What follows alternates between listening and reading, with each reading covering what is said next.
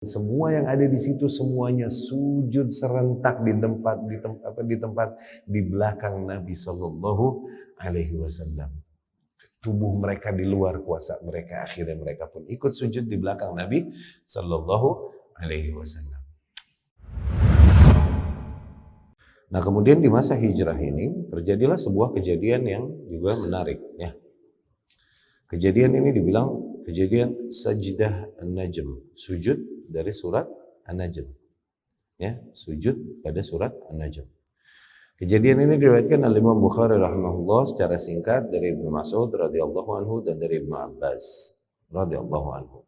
Lihat di bab sajdah An-Najm, sujud dari surat An-Najm, ya. Sujudnya di situ kaum muslimin dan kaum musyrikin. Jadi di tahun 5 Hijriah itu, di bulan Ramadan, Nabi Shallallahu Alaihi Wasallam seperti biasa keluar siang-siang menuju Ka'bah dan kemudian sholat di Ka'bah seperti biasa. Ya, kalau siang-siang suka demikian Nabi Shallallahu Alaihi Wasallam. Dan pada saat itu terdapat kumpulan kaum musyrikin begitu banyak di sana. Biasa kaum musyrikin ngumpul-ngumpul di Nawadi, di tempat-tempat majelis sekitar Ka'bah. Ya, di sana terdapat para pemuka-pemuka dan pembesar-pembesar mereka. Nah, pada saat itu kaum kafir, kaum Quraisy ini, kaum musyrikin ini, mereka nggak mau mendengar kalam Allah, mendengar firman-firman Allah dibacakan. Kenapa? Mereka sangat memahami maknanya. Sangat memahami maknanya karena mereka orang-orang Arab yang asli. Mereka dapat merasakan bahwa kalam Allah tersebut dibilang syair, bukan. Ya? Tapi begitu indah luar biasa, mereka yang punya chemistry bahasa Arab dapat menangkap hal tersebut. Begitu indahnya rangkaian firman Allah Subhanahu wa taala, ini jauh lebih indah daripada perkataan seorang manusia. Manusia nggak bisa membuat itu. Orang yang paham bahasa Arab akan memahami demikian. Dan membawa makna yang besar. Nah, kaum musyrikin tuh bisa menangkap hal tersebut karena mereka emang turun Al-Qur'an dengan bahasa mereka. Ya kan? Dan mereka kaum yang berbangga-bangga dengan keindahan bahasa, ya. Akhirnya mereka seringkali menasehati satu sama lain. Mereka berkata, di mana Allah ceritakan nih perkataan mereka satu sama lain, la tasma'u li hadzal qur'ana wa alghaw fihi la'allakum taghlibun. Janganlah kalian dengar Al-Qur'an ini. Jangan kalian dengar. Alghaw fihi, berpalinglah darinya. Yani palingkan perhatian dari Al-Qur'an ketika dibaca. La'allakum taghlibun. Takutnya nanti kalian terlena. Terlena kalau mendengar bacaan Al-Qur'an, ya. Tapi pada saat itu, qadarullah Nabi SAW keluar siang hari dan kemudian sholat di Ka'bah. Ya. Sholat di Ka'bah dan di situ banyak kaum musyrikin dan juga ada kaum muslimin di sekitar mereka. Dan kemudian Nabi SAW di dalam sholatnya Nabi SAW membaca surah An-Najm. Mulailah Nabi membaca surat An-Najm. Ya, qadarullah diperdengarkan apa yang Nabi bacakan SAW kepada semua manusia yang ada di sana. Nabi SAW membaca surat An-Najm. Wan najmi idza hawa. Demi najm, demi bintang-bintang idza hawa. Ketika mulai menghilang. Di situ Allah Subhanahu wa taala bersumpah atas nama makhluknya. Bebas. Lil khaliq ay yahlif bima syaa' min makhluqatihi wa laysa lil makhluq ay yahlif illa bil khaliq. Sang pencipta boleh bersumpah dengan nama apapun dari makhluk-makhluknya. Tapi makhluk enggak boleh bersumpah kecuali dengan nama Khaliq. Wan najmi idza hawa ma dhalla sahibukum wa ma ghawa. Sungguh tidaklah sahib kalian yakni Muhammad, tidaklah dia tersesat, tidak juga dia gila, yakni sebagaimana kalian tuduhkan kepadanya. Ya? Wan najmi idza hawa ma dhalla sahibukum wa ma ghawa wa ma yantiqu 'anil hawa.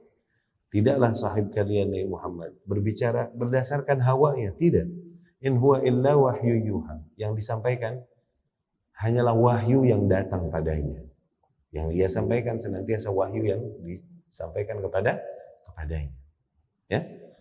Nabi terus membaca surat Najm ini, di situ terdapat kisah-kisah kaum-kaum terdahulu.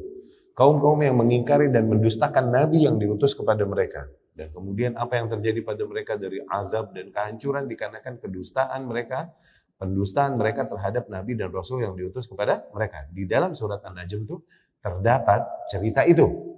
Nah, kaum musyrikin mendengar itu semua, mereka terkesima dengan apa yang dibaca Rasul ini sallallahu alaihi wasallam. Mereka menyimaknya gitu. Ya. Ketika Nabi Nabi terus membacakan surat tersebut, mereka tercengang menyimak surat tersebut dan mereka memahami maknanya. Ya, sampailah Nabi SAW ke akhir-akhir surat. Akhir-akhir surat di mana di situ Allah berfirman, azifatil azifah, laisa laha min dunillahi kashifah. Sungguh telah datang masa azifah, masa kehancuran. Azifatil azifah, bergetar, masa kehancuran telah datang. Laisa laha min dunillahi kashifah. Kelak ketika masa tersebut datang, tak ada yang dapat menyelamatkan kalian kecuali Allah. Artinya gitu, ya. Afamin hadzal hadithi ta'jabun. Apakah dari cerita demikian, dari pembicaraan demikian kemudian kalian takjub, kaget. Wa tadhakuna wa la tabkun. Masih kalian bisa tertawa-tawa dan tidak kalian menangis. Wa antum samidun, masih kalian nyender-nyender, santai-santai, berleha-leha. Fasjudu lillahi wa'budu. Maka bersujudlah kalian kepada Allah, hanya kepada Allah, dan beribadahlah hanya kepadanya.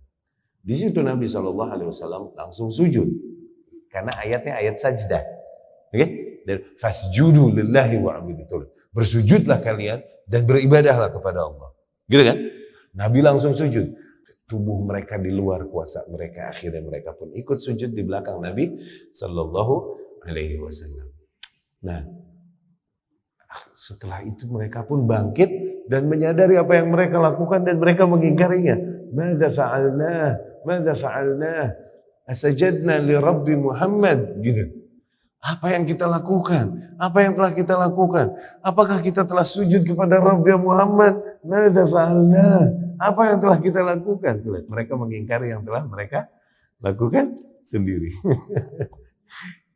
Ibnu Abbas bahkan radhiyallahu anhu berkata, pada saat itu Muslim, kafir, manusia dan jin semuanya sujud di belakang Muhammad sallallahu alaihi wasallam pada saat itu.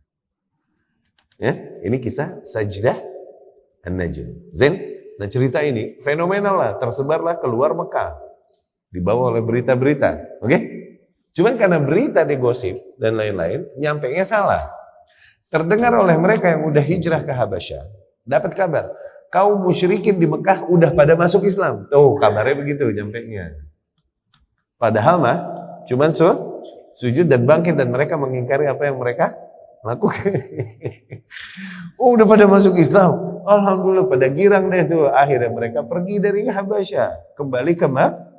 Kembali menuju Mekah. Pas on the way semakin dekat ke Mekah. Mereka semakin mendapat keterangan tentang hakikat yang terjadi sebenarnya, enggak seperti yang mereka kira. Enggak. Kaum muslimin masih diazab di sana. Begitu. Cuman kemarin itu ada satu fenomena yang merupakan bentuk bukti bahwasanya betapa hati manusia itu mendengar firman Allah Subhanahu wa taala itu akan terenyuh pasti. Iya kan? Yani pasti akan khusyuk mereka. Lau anzalna hadzal Qur'ana 'ala jabal. Andai saja Quran ini kita turunkan ke atas sebuah gunung besar, la ra'aitahu khashi'an mutasaddian min khasyatillah. Kau akan lihat Al-Quran tersebut khusyuk dan tunduk karena takutnya ia kepada Allah. Melihat. Dan sekarang apalagi kena kepada hati manusia. Cuman demikianlah hati kita kadang. Udah lebih keras dari batu, bahkan lebih keras dari gunung hati kita. Ketika tak lagi terenyuh dengan bacaan-bacaan dengan firman Allah Subhanahu wa ta'ala. Sesuatu yang membuat gunung batu aja bergetar dan kemudian tunduk kepada Allah, tak lagi membuat hati kita bergetar dan tunduk kepada Allah Subhanahu wa ta'ala. Ma'adallah. Ya.